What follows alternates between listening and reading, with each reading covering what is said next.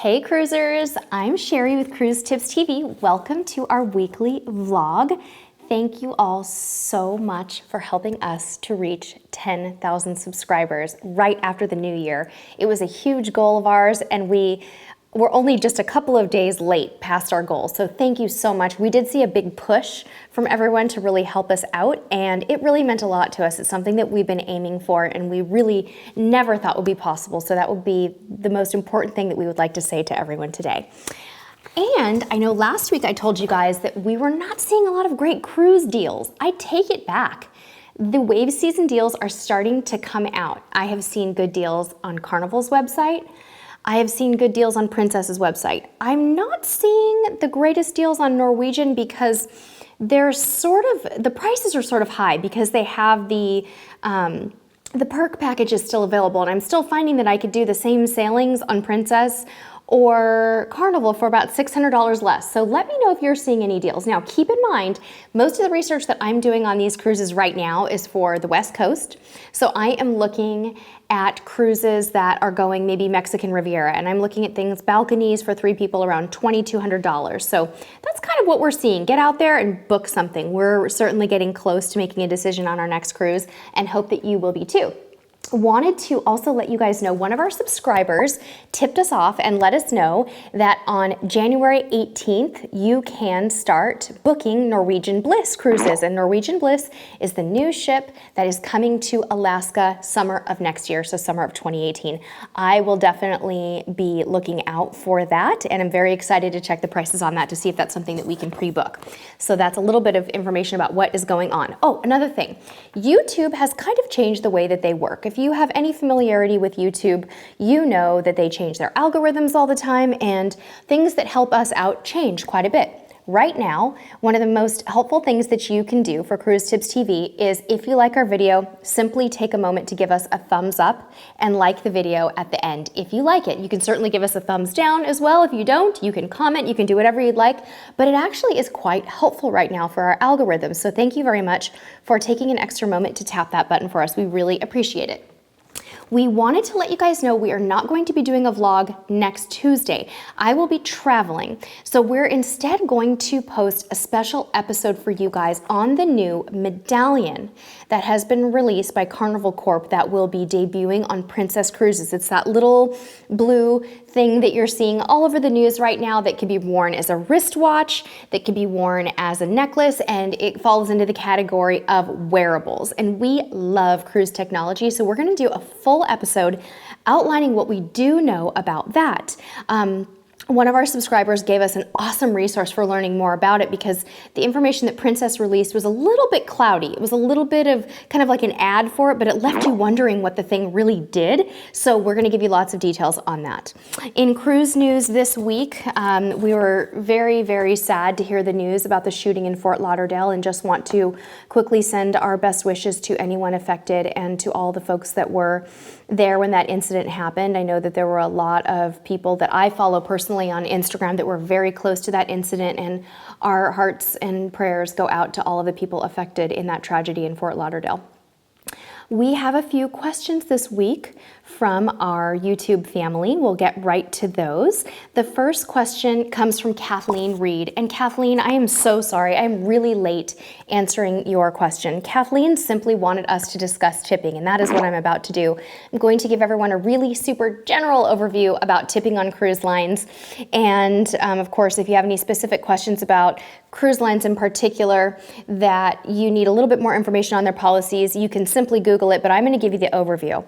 When you go on a cruise, you are going to be charged a gratuity per person, not per stateroom, but per person on a daily basis. So you're going to be charged somewhere between probably $13 and $16 per day per person to your stateroom at the end of your cruise. You can prepay those gratuities before your cruise if you would like, but generally people get them charged at the end of the cruise on most of the major cruise lines. Those gratuities cover the stateroom stewards and most of the dining staff. You will also be assessed a 15 to 18% gratuity or tip on every drink or drink package that you buy. As far as sanctioned tipping, Kathleen, on any cruise, those are the structured ways that we tip on cruises. Of course, there are other people that you can tip if you feel that it's necessary. You might want to tip the baggage porters when you get to the ship on embarkation day. You might want to give a little extra tip to your stateroom steward or dining staff at the beginning of your cruise to get better service throughout, maybe $10. Sometimes those little extras can go a long way. You might tip the head waiter or maitre d' in the restaurant at the end of the week if their service has been exceptional or if they've gone out of their way to help you out with something. And you might leave $1 or $2 for your room service staff every time they bring room service to your room. Some cruise lines, some people also tip at the buffet a little tiny bit. We're talking about like $1 per meal. They'll leave it on the table at the buffet, but I do not see this often, and I do not see it across all of the cruise lines. It's just something that I have seen before and wanted to share with you. Kathleen, I hope that answers your questions about tipping. I think I missed you before you went on your cruise on Christmas. I'm so sorry about that, but we will hope that this will help other people. Puppy Lover wants to know if packing cubes are a good investment and where should Puppy Lover buy them.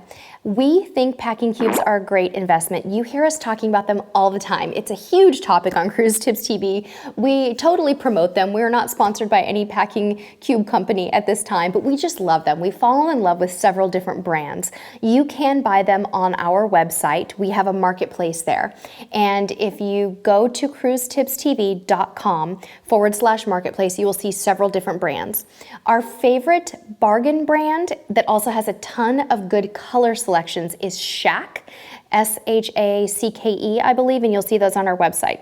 The best and most durable packing cubes that I have encountered, if you're just looking for durability, they are going to cost you more money, would be the Eagle Creek brand. They are incredibly thick, durable, really strong seams. They'll last you forever, but they are definitely more expensive. So I hope that that helps you and that you enjoy your packing cube shopping. Please do check them out on our website. That definitely helps us out a lot.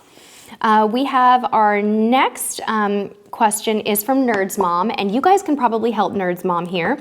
They're going on a cruise in March, leaving from Fort Lauderdale, stopping at Roatan, Belize, and Cozumel, and they want some help with excursions. They're mostly interested in non-touristy places and love food. So maybe we could leave some comments below about these different ports. Nerd's Mom, I'm going to give you my opinion on the places that I am familiar with and what I would do there. I've never been to Roatan, so I'm going to leave that one to our subscribers to leave comments below. In Belize, we did the most incredible excursion. It is in the top 3 of excursions I've ever done in my entire life, in my entire cruising history.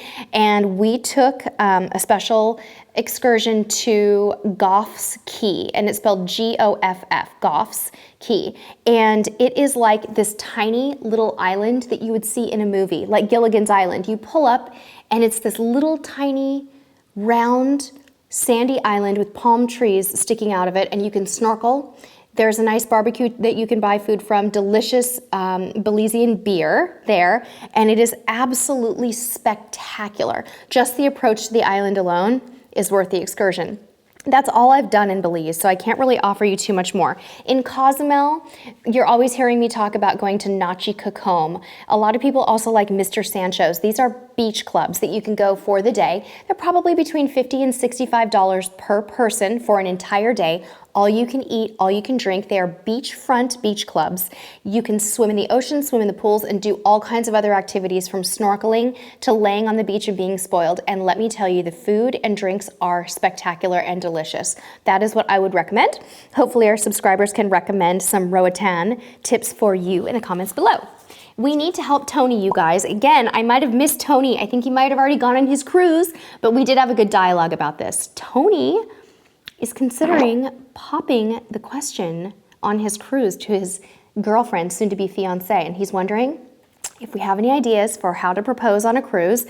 He told me that he's going to be snorkeling and cave exploring, and the nerd that I am, I told him he should put the wedding ring in like a little clamshell and like present it to his bride-to-be underwater. I thought that'd be really cute. But you guys, I'm sure, are much more creative, so leave some proposal comments in the comments below. I'd love to see this. Sorry about my hair today, you guys.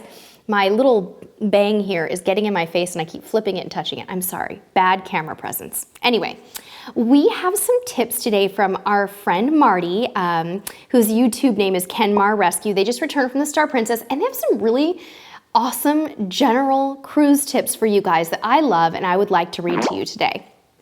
Number 1 tip, ask your room steward for ice on day 1 if you'd like ice throughout the rest of the cruise. They sort of seem to kind of get the clue if you ask on day 1 and provide ice to you on an ongoing basis. Number 2, ask your room steward for a stack of breakfast cards on day 1 instead of getting them every day. What they mean by breakfast cards are those breakfast order things that hang on your door that have the big hole in them. If you get a big stack of them in the beginning of your cruise, you won't have to bother your room steward if they have a busy day and maybe forget them later in the cruise. I think that is such a good tip. Thank you for that, Marty. Number 3 tip, make sure to fill out the survey at the end of the trip. It's very important for everyone, future cruisers and crew alike. Agreed. I think that's a great tip.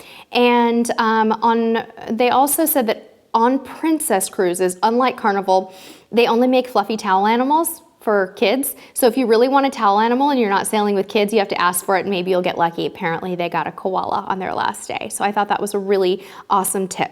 So that is it for our questions and answers and tips from our subscribers today. We hope that you've enjoyed this vlog. Again, no vlog next Tuesday. Instead, our Princess and Carnival Corporation Medallion episode where we talk about that new technology. And if you like this video, please don't forget to give us a thumbs up. Leave your comments below. Thank you all so very, very much for watching. And until next time, we'll see you on the high seas. Bye. Hey, click me to subscribe. You ready for me to do something funny?